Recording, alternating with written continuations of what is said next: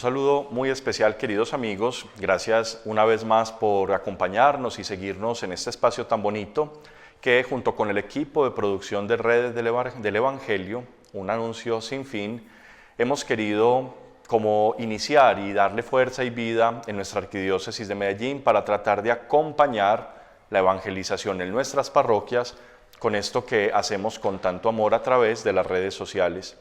Hoy tengo conmigo una invitada muy especial, como todos los invitados que tenemos cada vez que tenemos este espacio.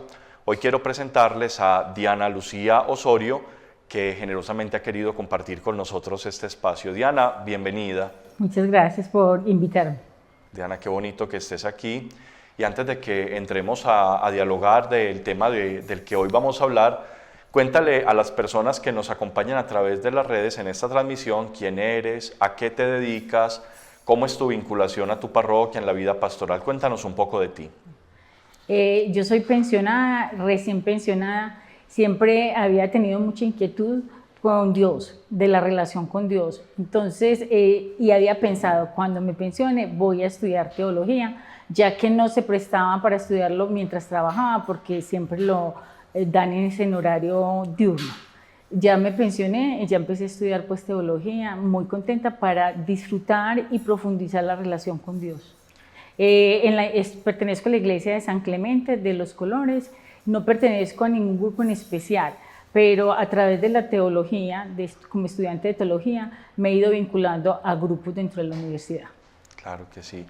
Estudiar teología, Diana, y pues a quienes nos acompañan en este programa, es algo que a lo mejor en el mundo no está como muy bien posicionado, ¿cierto? Pues muchas personas, digamos que en función de la producción y todo, dicen, ¿para qué le sirve a uno estudiar teología? Yo, pues obviamente, también he estudiado teología desde que estaba muy jovencito y he descubierto que la teología para mí es como degustar algo que me llena, que me satisface, que me emociona.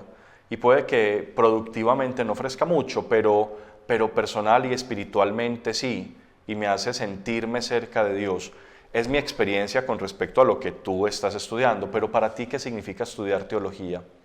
Para mí ha sido pues espectacular desde el punto de vista de mi acercamiento a Dios. Yo soy de formación numérica, toda en mi vida laboral fue en la parte financiera, y siempre añoré hacerlo.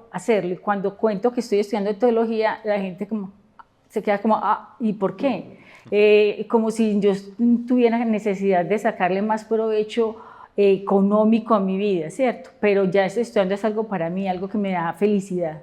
Entonces todo el mundo me dice, ¿y va a empezar otra vez a madrugar, a hacer tareas? Y yo, sí, me encanta, me encanta. Y cada vez que voy avanzando en los semestres, más enamorada de la teología.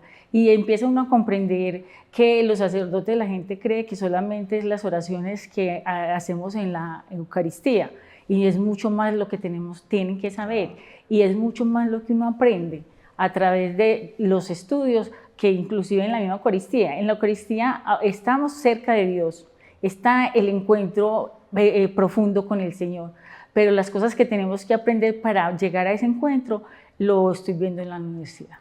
Y pues como un dato curioso, bonito, interesante, que a mí me gusta decirlo, también cuando uno estudia el tratado del misterio de Dios, uno y trino, uno se da cuenta de que Dios es una ecuación numéricamente perfecta. No es así como nos referimos de Dios, pero Dante Alighieri, este autor italiano del Renacimiento, de la Edad Media, que escribió la Divina Comedia, Dante decía que es un tonto aquel que crea que es capaz de explicar cómo 3 y 1 son iguales, pero cuando uno estudia a Dios uno se da cuenta de que es 1 y son 3, y hay una situación ahí como algorítmica muy, muy bonita, pues también muy profunda y muy espiritual, que yo creo que es muy compatible con todo lo que hiciste en tu vida. Finalmente, en tu vida has estado siempre buscando encontrar la explicación del misterio de Dios, como todos lo hemos vivido. Pero bueno, hoy no invité a Diana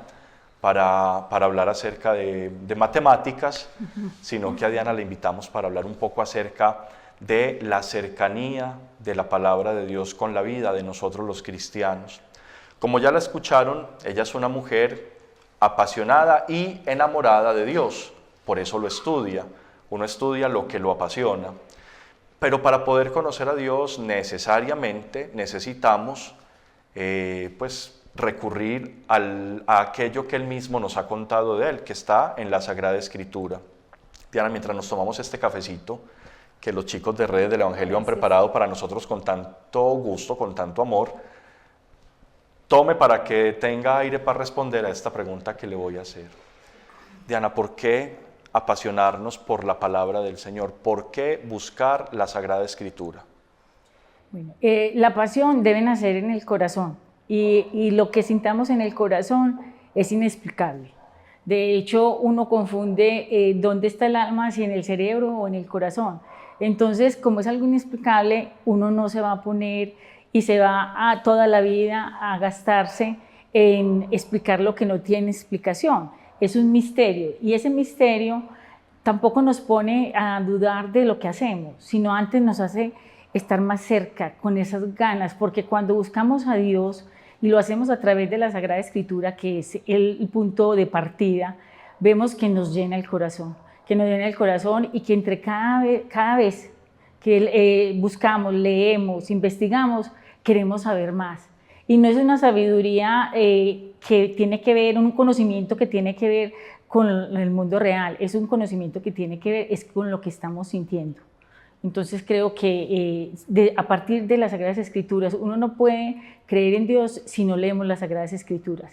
Eso es básico, porque Dios también nos da el Espíritu, el Padre, Dios y el Padre, Dios y el Hijo nos mandaron al Espíritu Santo precisamente para que cada día conozcamos más y entendamos más lo que leemos en las Sagradas Escrituras, porque de entrada muchas cosas uno no las comprende.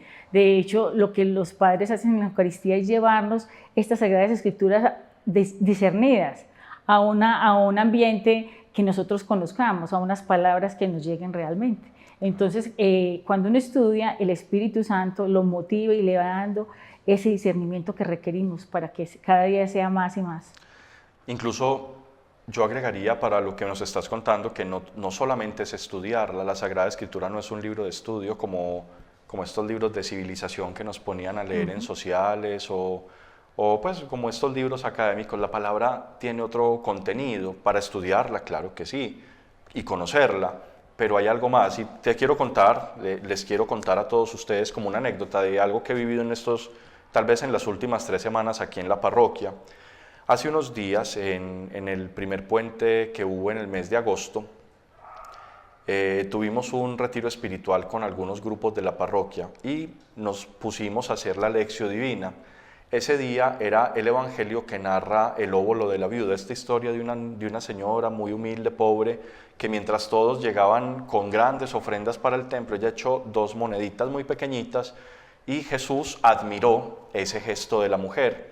Pero antes de leer ese evangelio, yo invité a todas las personas que estaban haciendo allí la Lectio Divina conmigo a que cerraran sus ojos y que hicieran como un viaje en la imaginación hasta la puerta del templo, que cruzaran los atrios, que empezaran a pasar al lugar sagrado, que miraran lo que estaba haciendo todo el mundo, porque el evangelio comienza mientras todos admiraban los adornos, Jesús se quedó mirando a la mujer. Y la imaginación nos hizo entrar en la dinámica del relato. Leímos el evangelio, claro que sí, y lo entendimos, por supuesto, pero no solamente lo leímos y lo entendimos, sino que lo vivimos, estuvimos ahí en la escena. Y lo mismo esta semana que está finalizando, lo hicimos con el Evangelio del Buen Samaritano. La Lectio Divina comenzó con este ejercicio de la contemplación de la escena. Empezamos a caminar desde Jerusalén hacia Jericó, pasamos por estos terrenos escarpados, por las curvas peligrosas, por los peligros de los animales de la noche y hasta que llegamos al momento en que nos encontramos a un hombre tirado en el suelo, malherido. Es decir, yo siento que no es solamente tomar el texto y leerlo, sino vivirlo, degustarlo, hacernos parte de él. Pero no sé qué piensas de esto que estoy diciendo.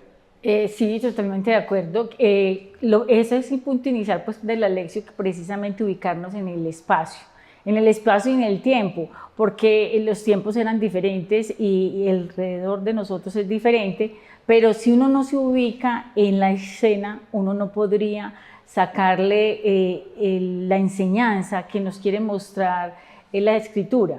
Entonces, estoy de acuerdo que sí es lo primero que hay que hacer. Que a partir de uno vivir la situación, de verla primero en su imaginación y sentirse ubicado en ella, es que uno empieza a sacarle provecho a las Sagradas Escrituras. Diana, hay otra cosa, y es que yo tengo una respuesta muy mía para esto, pero te la voy a hacer a ti para ver si tenemos igualdad de pensamientos. Muchas personas quieren leer la Biblia.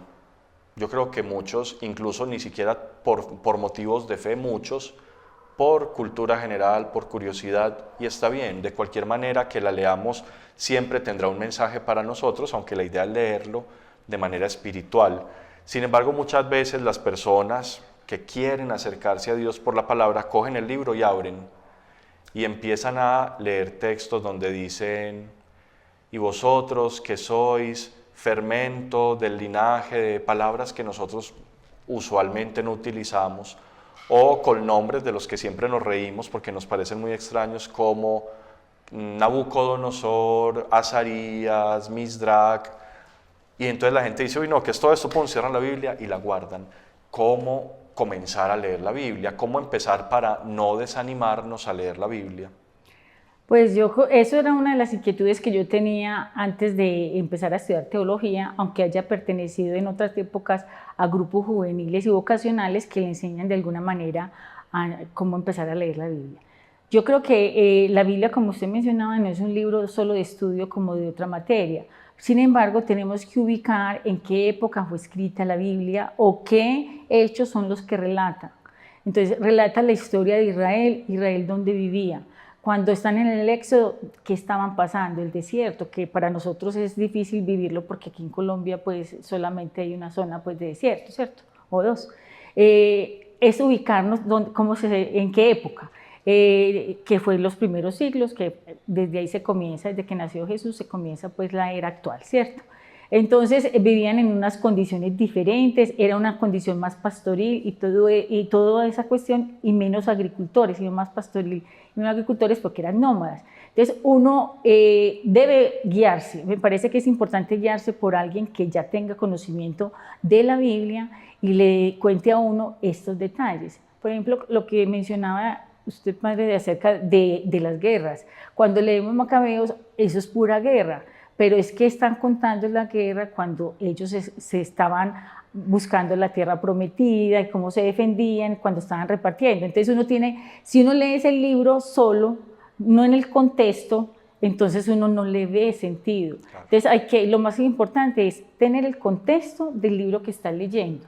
Y el contexto ayuda a que uno entienda mejor la palabra. Existen comentarios que podemos buscar en internet, claro. Hay momentos, sobre todo en el Antiguo Testamento, donde es una batalla, una guerra, y uno se pregunta: ¿será que a Dios le gusta la guerra? No, de ninguna manera. Dios quiere la paz de todos sus hijos, pero ante cierta circunstancia histórica sucedió una guerra, y mientras estaba la guerra, Dios estaba acompañando a su pueblo. Finalmente esa es la gran lección. Dios, que no dejó nunca a su pueblo, que siempre permaneció fiel a la alianza que hizo con ellos.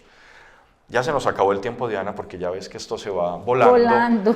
Sí, pero terminemos con un jueguito. Yo te voy a decir libros de la Biblia y tú me vas a decir la primera palabra que se te ocurra. No hay que pensarla mucho. ¿Listo? Sí, claro. Entonces, el Evangelio de San Lucas. El Evangelio de San Lucas, de Juan Bautista. Cuando habla de Juan Bautista. La primera palabra que se te venga a la mente, no hay que meditarla mucho. Sí. El Éxodo. El desierto. Génesis. La creación. Hechos de los Apóstoles. La historia de los apóstoles. Apocalipsis. Profético, el fin de los tiempos, escatológico. Qué bonito. El profeta Isaías. El profeta Isaías, también profético. Muy bien. Bueno, Diana, te agradezco este tiempo. Qué rico volver a tenerte algún día con nosotros. Este tema del que hoy comenzamos a hablar no se agota en una conversación de pocos minutos. De esto hay que hablar muchas veces. Sí, padre, muchas gracias por la invitación. Yo quería hablar más cosas, pero bueno, la conversación se fue yendo y de todas maneras disfruté mucho pues, todos los mensajes y me encanta la labor que hace. Qué rico que Muchas gracias a todos los que le colaboran en esta labor tan bonita. Y a todos ustedes que nos acompañan a través de su celular o desde sus casas. Qué rico que estén con nosotros, sigan conectados a este anuncio sin fin que gracias a Redes del Evangelio llega hasta ustedes y que hace que nuestro corazón exulte de alegría. Un abrazo muy cálido para todos.